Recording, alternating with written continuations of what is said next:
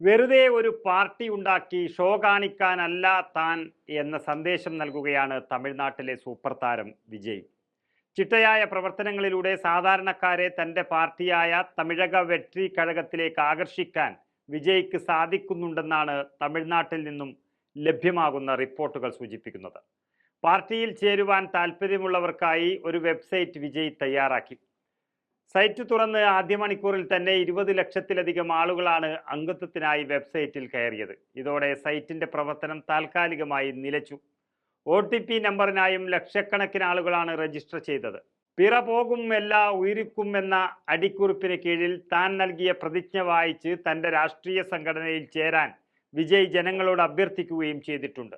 പാർട്ടിയിലെ ആദ്യ അംഗമായി വിജയ് തന്നെ ചേർന്ന് കഴിഞ്ഞിരിക്കുന്നു. അംഗത്വം നൽകുന്നതിന് പ്രത്യേക മൊബൈൽ ആപ്ലിക്കേഷനും പുറത്തിറക്കിയിട്ടുണ്ട്. വാട്സാപ്പ് അടക്കം സാമൂഹിക മാധ്യമങ്ങൾ മുഖേനയും അംഗത്വമെടുക്കാനുള്ള സൗകര്യമുണ്ട്.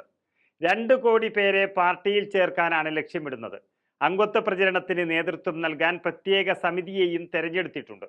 അംഗത്വ പ്രചരണത്തിന്റെ ഭാഗമായി വിജയിയുടെ പ്രത്യേക വീഡിയോയും പുറത്തിറക്കി. മൊബൈൽ ആപ്ലിക്കേഷൻ മുഖേന അംഗത്വമെടുത്തതിന് ശേഷം ഓൺലൈൻ അംഗത്വ കാർഡ് ഉയർത്തിക്കാട്ടി എല്ലാവരെയും പാർട്ടിയിൽ ചേരാൻ ആഹ്വാനം ചെയ്യുന്നതാണ് വീഡിയോ. സമത്വം ഉയർത്തിപ്പിടിക്കുമെന്ന പ്രഖ്യാപനത്തോടെയാണ് പാർട്ടിയിലേക്ക് ആളുകളെ ക്ഷണിക്കുന്നത്. ജാതി മത ലിംഗ ദേശ വേർതിരിവുകൾ ഇല്ലാതാക്കുമെന്ന പ്രതിജ്ഞയും അംഗങ്ങൾ എടുക്കണം. അംഗത്വ വിതരണത്തിന് ശേഷം സംസ്ഥാന പര്യടനം നടത്തുവാനുള്ള ഒരുക്കത്തിലാണ് വിജയ്. ദ്രാവിഡ രാഷ്ട്രീയം കൊടികുത്തി വാഴുന്ന രജനീകാന്തും കമലഹാസനും വീണുപോയ തമിഴകം രാഷ്ട്രീയത്തിൽ വിജയ്ക്ക് എന്ത് റോളാണെന്നാണ് ഇവരും ഉറ്റുനോക്കുന്നത്. സിനിമാ താരങ്ങൾ രാഷ്ട്രീയത്തിൽ ഇറങ്ങിയാൽ കണ്ണും പൂട്ടി പിന്തുണ കൊടുക്കുമെന്ന ഒരു ചീത്തപ്പേര് തമിഴ്നാടിനുണ്ട്. എന്നാൽ കമലഹാസനും രജനീകാന്തും ഇറങ്ങിയപ്പോൾ ആ പിന്തുണ തമിഴ് മക്കൾ നൽകിയില്ല.